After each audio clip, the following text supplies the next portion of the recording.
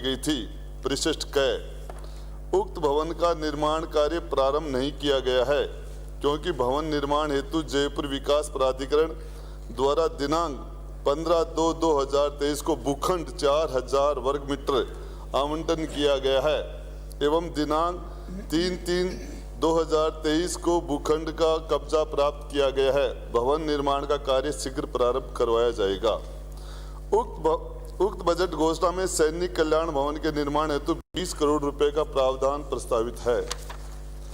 सैनिक कल्याण भवन हेतु उपायुक्त जयपुर विकास प्राधिकरण जयपुर ने पत्र क्रमांक जयपुर विकास प्राधिकरण उपायुक्त PRN उत्तर प्रथम 2023 D149 दिनांक 15/2/2023 द्वारा आवंटन पत्र जारी किया गया है एवं दिनांक 20/2/2023 को भूखंड का पट्टा निष्पादित कर प्राधिकरण की गोकुल नगर योजना में 4000 वर्ग भूमि निःशुल्क आवंटित की गई है। परिशिष्ट ख, भवन निर्माण हेतु राजस्थान राज्य सड़क विकास एवं निर्माण विभाग RSRDC से व्यय का पूर्वानुमान फोरकास्ट ऑफ एक्सपेंडिचर हेतु दिनांक 8/3/2023 को पत्र लिखा गया है। उक्त कार्रवाई उपरांत बजट प्रावधान के लिए वित्त विभाग को प्रस्ताव भिजवाया जाएगा। अध्यक्ष महोदय, ये शहीद सैनिकों और विधवाओं का जुड़ा हुआ मामला है। आपका प्रश्न लगते सब समाधान हो गया, अब क्या बचा?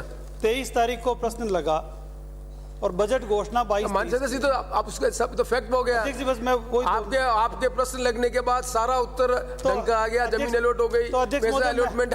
मैं आपके माध्यम से केवल यह पूछना चाहता हूं कि इसमें बजट ये प्रावधान जो है वो बजट अलोकेशन 0, काम प्रारंभ 0 और लैंड जो अलॉट की है वो इससे 23 तारीख को क्वेश्चन लगने के बाद फरवरी मार्च में। तो मानिए तो 8/3 को हुआ, भी इंतजार करें। अगला प्रश्न पूछे आपका। अगला प्रश्न ये अध्यक्ष महोदय, क्या सरकार कोई ऐसी व्यवस्था कर रही है क्या कि जो बजट की घोषणा है उनको 5-6 सालों में पूरा करे और उस वित्तीय वर्ष में ये झांके भी नहीं उसमें, क्योंकि ये 22-23 शुरू हो गया। तो क्या सरकार बजट घोषणाओं के लिए 1 वर्ष के लिए की है या 5-6 वर्षों के लिए? इसका जवाब माननीय सैनिक मंत्री ने देंगे। अगला प्रश्न शिवम प्रकाश हुडला, ये इनसे क्या पूछे?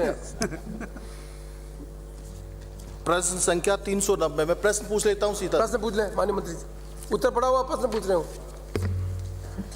माननीय अध्यक्ष महोदय, 15 दिसंबर 2016 और 31 मार्च 2017 शराब की दुकानों की दूरी सड़क से कितनी हुई, इस पर माननीय उच्चतम न्यायालय ने फैसला दिया कि 220 मीटर दूरी पर होनी चाहिए। राजस्थान सरकार उस निर्णय को मानती है, नहीं मानती, हाँ और ना? अध्यक्ष महोदय, माननीय सदस्य ने पूछा कि सर्वोच्च न्यायालय के निर्णय को राज्य सरकार मानती है कि नहीं मानती। उनको मानने में राज्य सरकार बाध्य है और ऐसी मैंने उत्तर में भी बताया अध्यक्ष महोदय, ऐसी कोई लोकेशन नहीं है जहाँ पर NH या ऐसे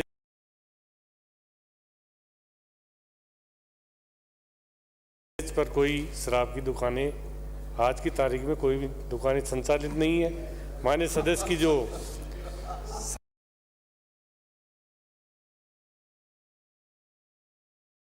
सवाल पूछने का जो आशय है, मदन जी आपको कैसे मालूम है? आप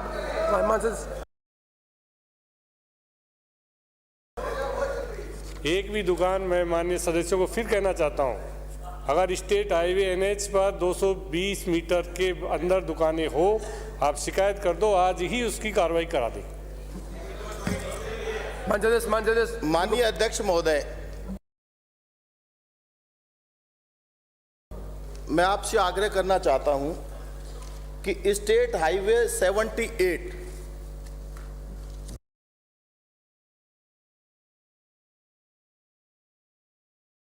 दौसा से कठुमर जो है, जिसकी 5 सितंबर 2021 को स्टेट हाईवे के रूप में डिक्लेरेशन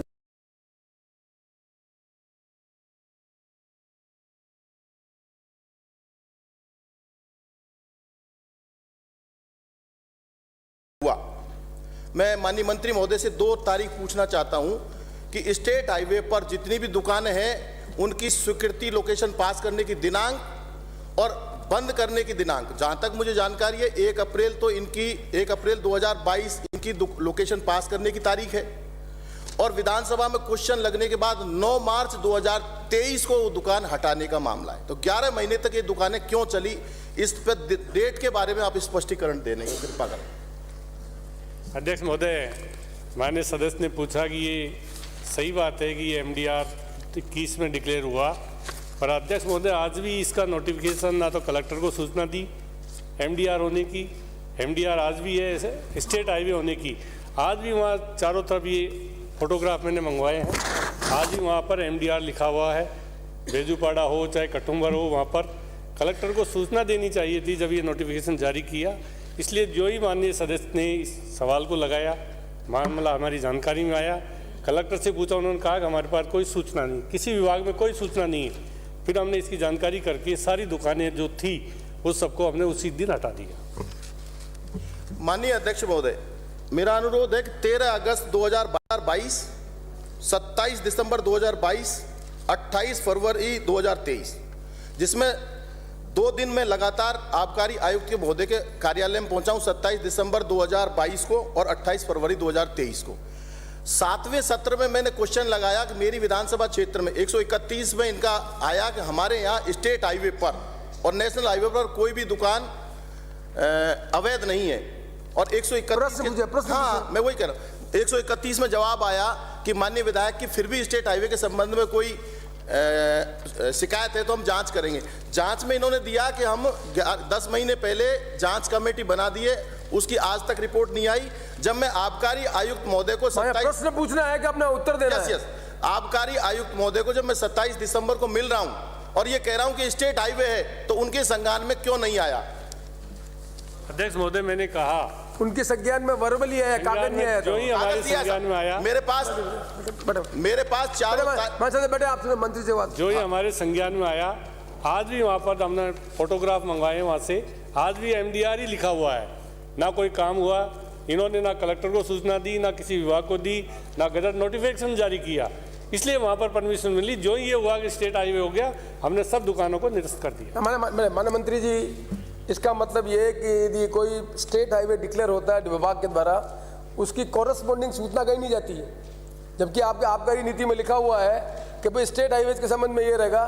तो क्या PWD डिपार्टमेंट की जिम्मेदारी नहीं बनती है कि वो आबकारी विभाग को ये सूचना करे कि ये स्टेट हाईवे डिक्लेयर हुए हैं? ये जो गैप है, उस गैप को करेक्ट करने के लिए आप उनको निर्देश दें कि जब जब भी वो डिक्लेयर करे उसकी सूचना आपका आबकारी विभाग को दे, तब ये कॉन्ट्रडिक्शन नहीं आएगा।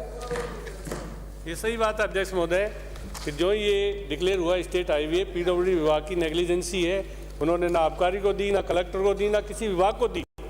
ये जानकारी आई जब आप माननीय विधायक ने ये सवाल लगाया, हमने तुरंत उन दुकानों को निरस्त कर दिया। मैं तो सबको कहना चाहता हूँ, नहीं माननीय मंत्री जी, आप समझे नहीं, आप कहीं नहीं बैठे हैं। आबकारी विभाग PWD विभाग को लिख के भेजे कि जब जब भी स्टेट हाईवे डिक्लेयर करें, तब तक वो सूचना आबकारी विभाग को दे, तो उन्होंने अपने आप करेक्ट हो जाएगा। हम इंतजार क्यों करें इस बारे में?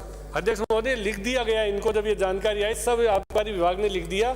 जब भी स्टेट हाईवे NH हो तो आबकारी विभाग को दुकान जानकारी दे, जिसे दुकानों की लोकेशन में परिवर्तन किया जा सके। अगला प्रश्न CBI लाल, प्रश्न संख्या 391। प्रश्न पूछ लें, उत्तर बढ़ाओ माननीय मंत्री जी। माननीय अध्यक्ष जी, लंपी से जूझते प्रदेश में 5 सालों से भर्ती पेंडिंग और 5 माह से तो फैसला रिजर्व है। मैं आपके माध्यम से पूछना चाहूंगा कि बजट घोषणा 21-22 में 108 एम्बुलेंस की तर्ज पर घोषित 102 मोबाइल वेटरनरी सेवा में कितने वेटरनरी डॉक्टरों को और दूसरे स्टाफ की नियुक्ति दी गई है? और साथ ही अप्रैल 22 में केंद्र ने भी मोबाइल वेटरनरी यूनिट चलाने की बात कही, राजस्थान में 536 मोबाइल वेटरनरी यूनिट शुरू करने की बात कही, ASFS निकल गई। इन पर भी राजस्थान में कितने पशु चिकित्सा अधिकारी और सहायक स्टाफ लगाया गया है? माननीय मंत्री जी जवाब। 19 स्टेट चल रहा है माननीय सदस्य। माननीय मंत्री जी, स्टेट चल रहा कहाँ? अध्यक्ष महोदय, पशुपालन विभाग में आवश्यक अस्थायी आधार पर 593 पशु चिकित्सा अधिकारी कार्यरत हैं और जो UTP बेसिस में है और संविदा बेसिस में कोई अधिकारी नहीं लगाया गया। माननीय अध्यक्ष जी, माननीय सदस्य, कोर्ट में स्टे आप प्रश्न पूछते जाएंगे तो कोई उत्तर निकलेगा नहीं। माननीय कोर्ट में 5 महीने से फैसला सुरक्षित है, तो कोर्ट को अपन डायरेक्शन थोड़ी दे सकते हैं। माननीय सदस्य, अगला प्रश्न बाजिद अली। माननीय सदस्य, अगला प्रश्न बाजिद अली। माननीय मंत्री जी, अध्यक्ष महोदय, ये माननीय मंत्री जी उत्तर पड़ा हुआ, कोई सप्लीमेंट्री तो पूछें। अध्यक्ष महोदय, मैं मंत्री जी से पूछना चाहूंगी कि जितने काम अभी तक जनता जल मिशन में हुए हैं, क्या उनकी क्वालिटी, चाहे उनके पाइप हो चाहे सीमेंट हो, नियमों के अनुसार हुए हैं? और दूसरा प्रश्न, विधानसभा यहाँ में जो 230 गांवों की स्वीकृति जारी हुई है, उनकी कॉपी आप उपलब्ध करा दीजिए। माननीय अध्यक्ष महोदय, हमारे यहाँ विभाग में क्वालिटी कंट्रोल का एक अलग विभाग है, एक अलग चीफ इंजीनियर है। क्वालिटी कंट्रोल संबंधित कोई भी शिकायत आती है, खराब काम की, खराब क्वालिटी,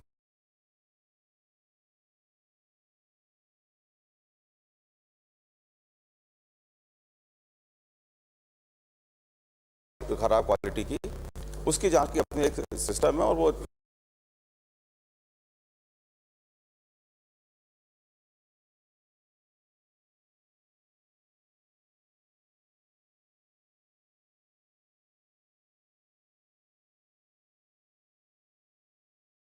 लगातार चलता रहता है। तो कोई किसी जांच विशेष के बारे में माननीय सदस्य अगर पूछेंगे तो मैं उनको जानकारी उपलब्ध करा दूंगा। और वैसे भी चूंकि ये प्रश्न के स्कोप में नहीं था तो मेरे पास, मैं इसको इनको बाद में बता पाऊंगा, ये जैसा चाहेंगे। जहाँ तक 230 ग्रामों में से ये जो कॉपी उपलब्ध कराने के लिए करें, मैंने परिशिष्ट में पूरी जानकारी दी है। फिर मैं निवेदन करना चाहता हूँ कि 230 ग्रामों में से माननीय अध्यक्ष महोदय 158 जो ग्राम है, उन 158 ग्रामों के हमने जो योजनाएं बनाई थी हर घर FHTC के लिए, उसको फाइनेंस ने रिजेक्ट कर दिया है। तो हम फाइनेंस ने परमिशन नहीं दी, हमने टेंडर निरस्त कर दिए। तो उसकी निरस्त टेंडर की जो कॉपी उपलब्ध कराएं का कोई अर्थ नहीं रह जाता। बाकी 72 ग्रामों को हम जल जीवन मिशन के अंदर में जो लाभान्वित कर रहे हैं, उसकी जानकारी मैंने दी है। और वृहद पल ये जो OTMP हमारे अदर देन मेजर प्रोजेक्ट्स, उसके हिसाब से हमने 72 ग्रामों को हमने लिया हुआ है। 72 ग्रामों में से 20 में कार्य प्रगतिरत है और 52 में निविदा प्रक्रियाधीन है। जिस भी निविदा की कोई सूचना चाहेंगे, हम माननीय सदस्य को उपलब्ध करा दें। अगला प्रश्न। अध्यक्ष महोदय, ये 230 गांवों की सूचना दी है सदन में और आप अब संख्या कम बता रहे हैं, तो इसका क्या कारण है? और ये जनता जल मिशन एक मिशन है कि जनता को पानी पिलाना है, इसमें इतनी देरी हो रही है और पानी का काम महिलाएं करती है, तो महिलाएं तो हर गांव में परेशान हो रही है ना। तो मैं तो चाहती हूँ कि गर्मियों से पहले जहाँ के टेंडर हो चुके कंप्लीट हो जाने चाहिए और जहाँ की FS नहीं निकली है, जिनको इससे कवर नहीं किया गया है, उन समस्त गाँवों को तुरंत प्रभाव से कवर करके टेंडर करने चाहिए। नगर का प्रश्न है, जनरल प्रश्न नहीं है। अगला प्रश्न निर्मल कुमावत। प्रश्न संख्या 393। उत्तर पड़ा हुआ, प्रश्न पूछ ले आप। माननीय अध्यक्ष महोदय, मैं माननीय मंत्री महोदय से जानना चाहूँगा कि आपने अपने प्रश्न के जवाब में दिया है कि विभाग की जांचें चल रही है। इन कर्मचारियों को रिटायर हुए 4 साल से ज़्यादा हो गए, तो ये आपकी ऐसी कैसी जांचें चल रही है, 4 साल तक पूरी नहीं हो रही? तो कृपया एक तो जांच की आप समय सीमा तय करें। दूसरा, जब सेम प्रकरण में 3 कर्मचारी दोषी थे तो 2 कर्मचारियों को तो आपने सारी ग्रेजुअलिटी और अपराजित अवकाश का भुगतान कर दिया, और एक ही देवी प्रसाद पुरोहित को ही क्यों रोक रखा आपने? ये भुगतान कब तक करेंगे? इस आदमी के साथ ही क्यों डिपार्टमेंट द्वारा व्यवहार कर रहा है? माननीय अध्यक्ष जी, जांच के कई पक्ष होते हैं, स्वयं कर्मचारी का सहयोग, वांछित दस्तावेज। फिर भी माननीय सदस्य जी की भावनाओं को मद्देनजर रखते हुए मैं आश्वस्त करता हूं कि विभाग का पूरा प्रयत्न रहेगा कि 2 माह के अंदर अंदर जांच पूरी कर ली जाएगी। साथ ही जो दूसरा माननीय सदस्य जी ने परिलाभ की भुगतान की जो बात कही है, वो जांच के चलते या जांच के बाद में दिए जा सकते हैं, उनका नियमानुसार भुगतान करा दिया जाएगा। अध्यक्ष महोदय, ये बात होगी लंबा खींचने से क्या सेम प्रकरण में 2 आदमियों को माननीय सदस्य बात बोल चुके हैं, आप सुन चुका हूं मैं। प्रश्न संख्या 394। महोदय, प्रधानमंत्री आवास योजना के तहत विधानसभा क्षेत्र पीले बंगाल में माह जनवरी 2018 माह दिसंबर 2022 तक 4962 आवासों का निर्माण किया गया। ग्राम पंचायत वार पर विवरण परिशिष्ट 1 पर संकलन है। खंड 2 जी नहीं। अध्यक्ष महोदय, मैं आपके माध्यम से मंत्री महोदय से पूछना चाहता हूं कि पीएम आवास सूची में आवास चुके हैं, परंतु वर्तमान में वादी वन भूमि और गोचर भूमि के रह रहे हैं। क्या सरकार उस पर विचार कर रही है? जनवरी 2018 से दिसंबर 2022 तक 4,962 आवास बनाए हुए हैं, बताएं उनमें कितने पेंडिंग है? और इसके साथ साथ उक्त पीएम आवास की सूची में 2018 में कितने नाम हटाए गए? हर ग्राम में बहुत से पात्र व्यक्तियों को कंप्यूटर सिस्टम से हटा दिए गए हैं। सरकार उस सूची पर क्या विचार कर रही है? क्या पात्र बचित व्यक्तियों को अधिकारियों द्वारा मन मर्जी से सरकार ने नाम हटाए हैं? क्या सरकार उन अधिकारियों पर कार्रवाई करेगी क्या?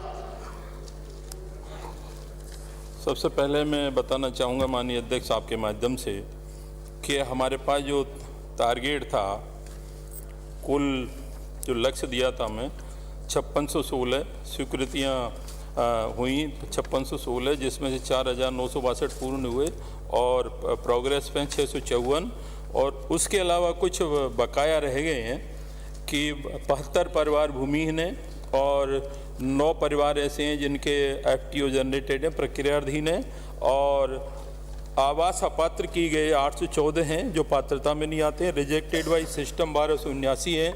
आवास अपलोड होने से रह गए 2756 हैं। इस तरह जो अपात्र व्यक्ति अपलोड रहने से या रिजेक्टेड बाई सिस्टम से बाहर चले गए, यह भारत सरकार राज्य सरकार को दिशा निर्देश देते कि पात्र व्यक्तियों को जोड़ा जाए। हम तो पहले से ही, मैं खुद माननीय मंत्री महोदय से, गिरिराज सिंह से पर्सनल मिला हूँ, मुख्यमंत्री ने चिट्ठी लिखी है कि जो पात्र व्यक्ति हैं उनको जोड़ने का प्रयास करें जिससे वो गरीब व्यक्ति को आवास बना सकें। अभी 2023-24 का तो लक्ष्य भी निर्धारित नहीं हुआ है, तो वो भी आप दिलाने का प्रयास करें तो अच्छी बात होगी। अध्यक्ष महोदय, एक बात पूछना चाहता हूँ। ये 2018 की सूची है, ये 25 राउसर की है। मुकेश कुमार सुनोब द्वारका प्रसाद 2018 की सूची में उसकी जगह खुद की है, किराए पर रह रहा है।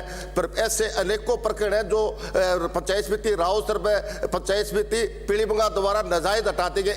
इनकी बात कर रहा हूँ मैं, जो हटाए गए नाजायज हटाए गए जो पात्र है। जब संख्या ऊपर से अलाउ करेगी तब कंसिडर करेंगे। साहब, सूची में नाम है, सूची में नाम हटा दिया। आप सरपंचों द्वारा, अधिकारियों द्वारा सूची में जानबूझ के नाम हटा दिया, उसकी बात कर रहा हूँ पात्र गरीब आदमी के लिए। माननीय मंत्री जी, जो अपात्र व्यक्ति है अधिकारियों द्वारा नहीं हटाए गए, उसके कुछ पैरामीटर्स हैं, उनके माध्यम से वो नाम हटाए गए। किसी पर 5 एकड़ से ज़्यादा भूमि इरिगेटेड है, या किसी पहले से उसके पास मकान है, या फिर उसके माननीय मंत्री जी, मुकेश का जो नाम लिया उसके बारे में बता दो या उसको सूचना के दो। इसके बारे में बोलना चाहता हूं। आपको लिख के भेजते हैं, उसको अपात्रता के बारे में बता देंगे वो। अगला प्रश्न श्रीमती दीप्ति किरण महेश्वरी, प्रश्न संख्या 395। माननीय मंत्री जी माने प्रश्न उत्तर पढ़ा हुआ प्रश्न। माननीय अध्यक्ष महोदय, आपके माध्यम से मैं ये जानकारी प्राप्त करना चाहूँगी कि प्रश्न 2 में आंसर में मुझे दिया गया है कि स्वैच्छिक संगठनों को वित्तीय सहायता हेतु पत्रावली प्रक्रियाधीन है। तो मैं आपके माध्यम से ये जानना चाहती हूँ मंत्री महोदय से कि कितनी पत्रावली प्रक्रियाधीन है, कब से प्रक्रियाधीन है और ये कब खत्म हो जाएगी।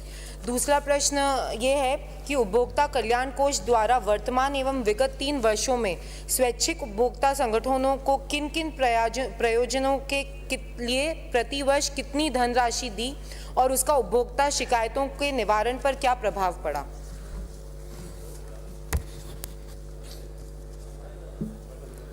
आप पूछ रही हैं, ये जो नियम है इसमें जो आवेदक संगठन होते हैं, जितने भी इस तरह के संगठन हैं, वो जब हमारे यहाँ आवेदन करते हैं तो उसका पूरा नियमावली बनी हुई है। 2 लोगों ने आवेदन किया था, उसमें तो एक तो रिजेक्ट इसलिए हो गया क्योंकि उन्होंने पूरी अपनी सीट प्रस्तुत नहीं की जो हिसाब किताब की होती है। दूसरा कट्स का विचाराधीन है। समय समय पर हम ऐसे संगठनों को मदद करते हैं, और फिर भी यदि आपको लगता है कि किसी संगठन चाहता है तो हम उसके लिए तैयार हैं, आप बता देना, उनकी भी हम मदद कर देंगे। दूसरा क्वेश्चन क्या, वो दोबारा बता दें।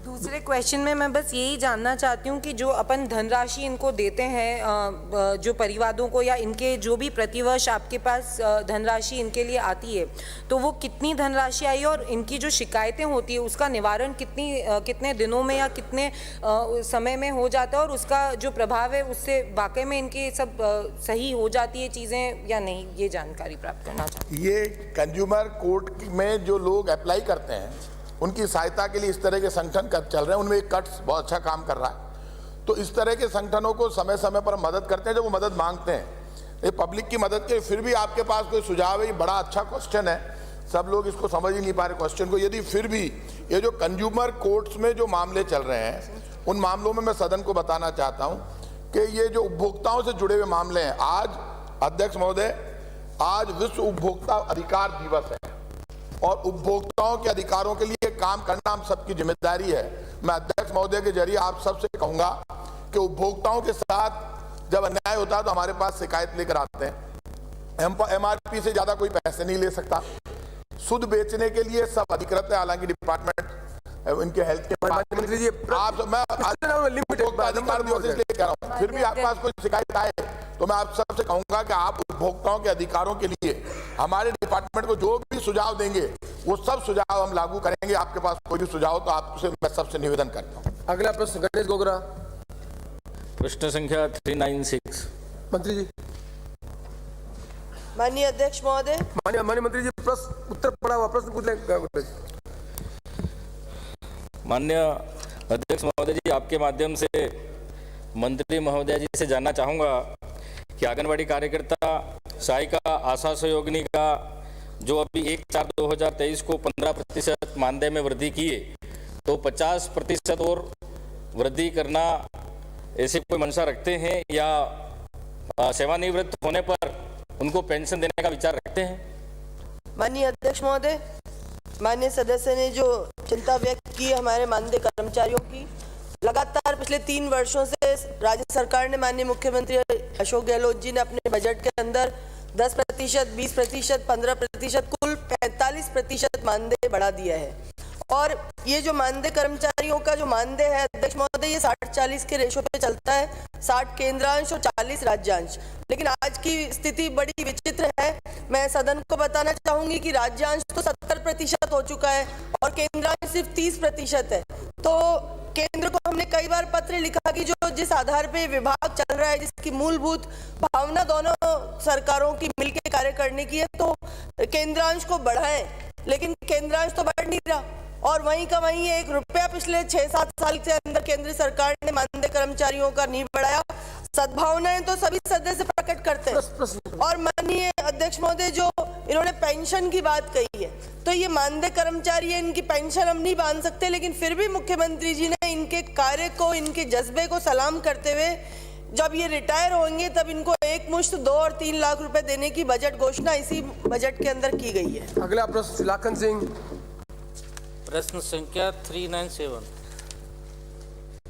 डायरेक्ट प्रश्न पूछ लें, उत्तर पढ़ लिया मानो, प्रश्न पूछे मान से। सर, इसमें माननीय अध्यक्ष महोदय, जो मेरा डांग विधानसभा क्षेत्र डांग क्षेत्र है, इसमें सड़क के किनारे जो झाड़ियां हैं, इन झाड़ियों के लिए उत्तर में दिया है कि उपलब्ध वित्तीय संसाधनों की सीमा में आवश्यकतानुसार झाड़ियां एवं बमूल हटाने का कार्य किया जाता है। मैं मंत्री जी से पूछना चाहूँगा कि ये कब झाड़ियां हटाने का टेंडर किया गया है, कब ये झाड़ियां हटाई गई हैं? माननीय अध्यक्ष